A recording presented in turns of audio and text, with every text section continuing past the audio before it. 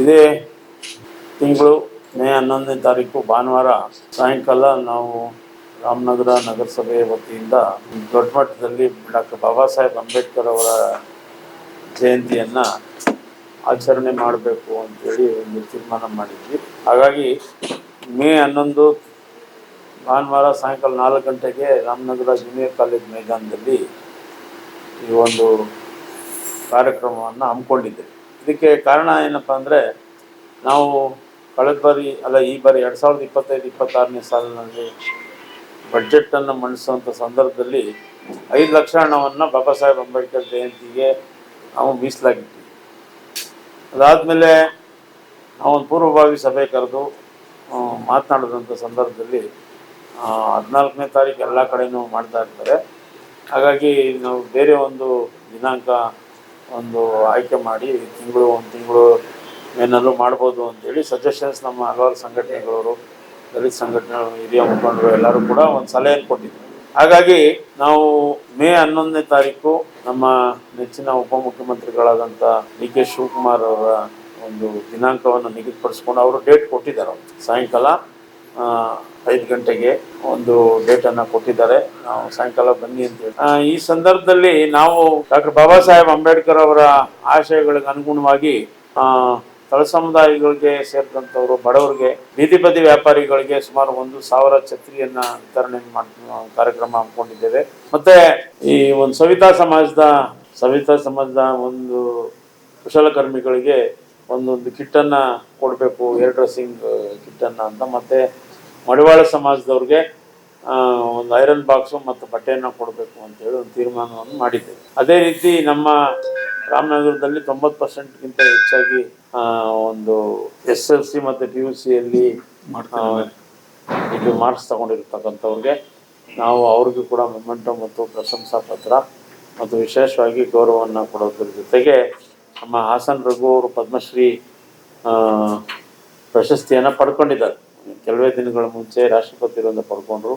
ಸಮರ ಕಲೆಗಳಲ್ಲಿ ಅವರು ಜಾನಪದ ಕಲಾ ಅಕಾಡೆಮಿಯ ಸದಸ್ಯರು ಕೂಡ ಆಗಿದ್ದಾರೆ, ಡೈರೆಕ್ಟರ್ ಆಗಿದ್ದಾರೆ.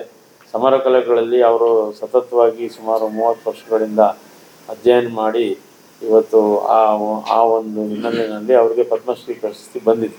ಅದರ ಜೊತೆಗೆ ನಮ್ಮ ಹುಡುಗ ಅಜಯ್ ಕುಮಾರ್ ಅಂತೇಳಿ IAS ಅಲ್ಲಿ 895ನೇ ರ್ಯಾಂಕ್ ಗಳಿಸಿರ್ತಕ್ಕಂಥ ನಮ್ಮ ಪಟ್ಟಣದವ್ರು ನಮ್ಮ ಅಜಯ್ ಕುಮಾರನ್ನು ಅವ್ರಿಗೂ ಕೂಡ ಸನ್ಮಾನ ಮಾಡಬೇಕು. ಮತ್ತು ಟೈಕ್ವಾಂಡೋ ಒಂದು ಚಾಂಪಿಯನ್ಶಿಪ್ನಲ್ಲಿ ನ್ಯಾಷನಲ್ಸಲ್ಲಿ ಪದಕವನ್ನು ಪಡೆದಿರ್ತಕ್ಕಂಥ ಶಾನ್ವಿ ಸತೀಶು ಮತ್ತು ಅವ್ರಿಗೂ ಕೂಡ ಸನ್ಮಾನ ಮಾಡಬೇಕು ಅನ್ನೋ ಈ ಕಾರ್ಯಕ್ರಮದ ಮುಖಾಂತರ ಅವ್ರಿಗೆ ಗೌರವಿಸಬೇಕು ಅಂತೇಳಿ ತೀರ್ಮಾನವನ್ನು ಮಾಡಿದ್ದೆ. ಅದರ ಜೊತೆಗೆ ಇನ್ನೂ ಅನೇಕ ಕಾರ್ಯಕ್ರಮಗಳನ್ನ ಮತ್ತು ನಮ್ಮ ನಾಡಿನ ಹಲವಾರು ಒಳ್ಳೆಯ ಗಾಯಕರನ್ನ ಕರೆಸಿ ಡಾಕ್ಟರ್ ಬಾಬಾ ಸಾಹೇಬ್ ಅಂಬೇಡ್ಕರ್ ಅವರ ಕ್ರಾಂತಿ ಗೀತೆಗಳನ್ನು ಸುಮಾರು 100 ಜನ ಕಲಾವಿದರು ಶತಕಂಠ ಗಾಯನ ಅವ್ರನ್ನ ರಾಜ್ಯದ ವಿವಿಧೆಡೆ ನಮ್ಮ ಬ್ಯಾಡರಳ್ಳಿ ಶಿವಕುಮಾರ್ ಅವರು ಕರ್ನಾಟಕ ಜಾನಪದ ಕಲಾವಿದರ ಕಲಾ ಪರಿಷತ್ ಸದಸ್ಯರು, ಅದರ ಅಡಿನಲ್ಲಿ ನಮ್ಮ ಬ್ಯಾಡರಳ್ಳಿ ಶಿವಕುಮಾರು ಮತ್ತು ಅವರ ಇನ್ನು ರಾಜ್ಯದ ವಿವಿಧೆಡೆಗಳಿಂದ ಒಳ್ಳೆ ನುರಿತ ಗಾಯಕರನ್ನು ಕರೆಸಿ ಡಾಕ್ಟರ್ ಬಾಬಾ ಸಾಹೇಬ್ ಅಂಬೇಡ್ಕರ್ ಅವರ ವಿಚಾರವನ್ನು ಜನರಿಗೆ ಮುಟ್ಟಿಸತಕ್ಕಂಥ ಒಂದು ಪ್ರಯತ್ನವನ್ನು ನಾವು ಮಾಡ್ತಾ ಇದ್ದೇವೆ.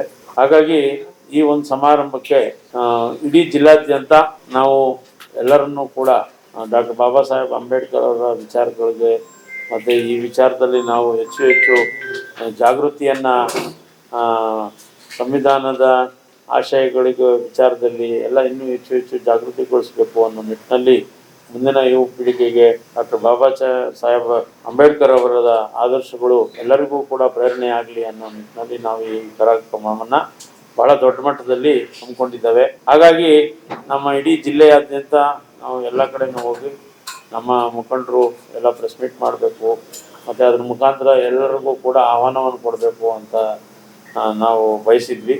ಆ ನಿಟ್ಟಿನಲ್ಲಿ ಇವತ್ತು ಚನ್ನಪಟ್ಟಣಕ್ಕೆ ಬಂದು ನಮ್ಮ ಮುಖಂಡರುಗಳಾದಂಥ ಹನುಮಂತಯ್ಯನವರು, ನಮ್ಮ ಕುಮಾರ್ ಅವರು, ಮತ್ತು ಶ್ರೀನಿವಾಸ್ ಅವರು, ನಮ್ಮ ಶಿವರಾಮ್ ಅವರು, ಹಾಗೆ ಇನ್ನು ಅನೇಕ ಪ್ರದೀಪ್ ಅವರು, ಎಲ್ಲ ನಮ್ಮ ಡಾಕ್ಟರ್ ರವಿಕುಮಾರ್ ಅವರು ಮತ್ತು ಸಿದ್ದರಾಮ್ ಅವರು, ಹೀಗೆ ಎಲ್ಲ ಮುಖಂಡರುಗಳ ಜೊತೆ ಮಾತನಾಡಿ ಚನ್ನಪಟ್ಟಣ ತಾಲೂಕಿನಿಂದ ಕೂಡ ಹೆಚ್ಚಿನ ಜನರು ಬರಬೇಕು.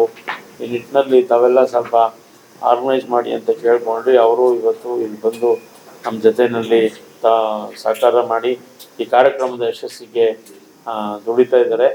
ಹಾಗಾಗಿ ನಾನು ವಿಶೇಷವಾಗಿ ವಿನಂತಿ ಮಾಡೋದೇನೆಂದರೆ, ಡಾಕ್ಟರ್ ಬಾಬಾ ಸಾಹೇಬ್ ಅಂಬೇಡ್ಕರ್ ಅವರ ವಿಚಾರಧಾರೆ ಸೂರ್ಯಚಂದ್ರರಿರೋ ತನಕ ಕೂಡ ಪ್ರಸ್ತುತ. ಹಾಗಾಗಿ ಆ ನಿಟ್ಟಿನಲ್ಲಿ ನಾವು ಹೆಚ್ಚು ಈ ಒಂದು ಬಾಬಾ ಸಾಹೇಬರ ವಿಚಾರಧಾರೆಯನ್ನು ಜನರಿಗೆ ಮುಟ್ಟಿಸೋ ನಿಟ್ಟಿನಲ್ಲಿ ನಾವು ಈ ಕಾರ್ಯಕ್ರಮವನ್ನು ದೊಡ್ಡ ಮಟ್ಟದಲ್ಲಿ ಹಮ್ಮಿಕೊಂಡಿದ್ದೇವೆ. ಹಾಗಾಗಿ ಎಲ್ಲರೂ ಕೂಡ ಹೆಚ್ಚಿನ ಸಂಖ್ಯೆಯಲ್ಲಿ ಬಂದು ಭಾಗವಹಿಸಿ ಈ ಕಾರ್ಯಕ್ರಮವನ್ನು ಯಶಸ್ವಿಗೊಳಿಸಲಿ. ಬಾಬಾ ಸಾಹೇಬರ ವಿಚಾರಗಳನ್ನು ನಾವು ಇನ್ನೂ ಹೆಚ್ಚು ಜನರಿಗೆ ತಲುಪುವಂತಾಗಲಿ ಅನ್ನೋ ಒಂದು ಪ್ರಾಮಾಣಿಕ ಪ್ರಯತ್ನವನ್ನು ಮಾಡ್ತಾ ಇದ್ದೇವೆ. ಹಾಗಾಗಿ ತಮ್ಮ ಮುಖಾಂತರ ನಾವು ಚನ್ನಪಟ್ಟಣ ತಾಲೂಕಿನ ಜನತೆಗೆ, ಎಲ್ಲ ಮುಖಂಡರುಗಳಿಗೆ, ಎಲ್ಲರೂ ಕೂಡ ಬಂದು ನಮ್ಮ ಕಾರ್ಯಕ್ರಮದಲ್ಲಿ ಭಾಗವಹಿಸಿ ಕಾರ್ಯಕ್ರಮವನ್ನು ಯಶಸ್ವಿಗೊಳಿಸಬೇಕು ಅಂತೇಳಿ ಪ್ರಾರ್ಥನೆಯನ್ನು ಮಾಡ್ತೀವಿ. ತಾವು ಕೂಡ ತಾವು ಇಲ್ಲಿನ ಪತ್ರಕರ್ತರು ಕೂಡ ಎಲ್ಲರೂ ಬಂದು ನಮ್ಮ ಕಾರ್ಯಕ್ರಮದಲ್ಲಿ ಭಾಗವಹಿಸೋದ್ರ ಜೊತೆಗೆ ಈ ಕಾರ್ಯಕ್ರಮದ ಯಶಸ್ಸಿಗೆ ತಾವು ಕೂಡ ಭಾಜನರಾಗಬೇಕು ಅಂತ ಈ ಸಂದರ್ಭದಲ್ಲಿ ವಿಶೇಷವಾಗಿ ತಮ್ಮನ್ನು. ಆಮೇಲೆ ಇನ್ನೊಂದು ಮುಖ್ಯವಾಗಿ ಮರ್ತ್ಬಿಟ್ಟೆ, ನಮ್ಮ ರಾಮನಗರದಲ್ಲಿ ಇರ್ತಕ್ಕಂಥ ಪತ್ರಕರ್ತರಿಗೆ ಒಂದು 25 ಜನರಿಗೆ ಟ್ಯಾಬ್ ವಿತರಣೆ ಮಾಡೋದು ಕೂಡ ಒಂದು ಕಾರ್ಯಕ್ರಮ ನಾವು ನಗರಸಭೆ ವತಿಯಿಂದ.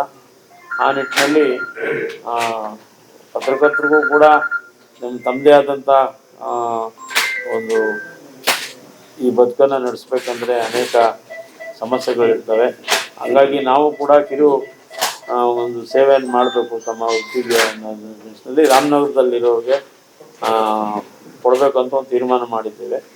ಹಾಗಾಗಿ ತಾವು ಕೂಡ ಎಲ್ಲರೂ ಈ ಕಾರ್ಯಕ್ರಮಕ್ಕೆ ಬಂದು ಭಾಗವಹಿಸಬೇಕು ಅಂತೇಳಿ ಅತ್ಯಂತ ವಿನಮ್ರರಾಗಿ ತಮ್ಮನ್ನು ಪ್ರಾರ್ಥನೆ ಮಾಡ್ತೀವಿ.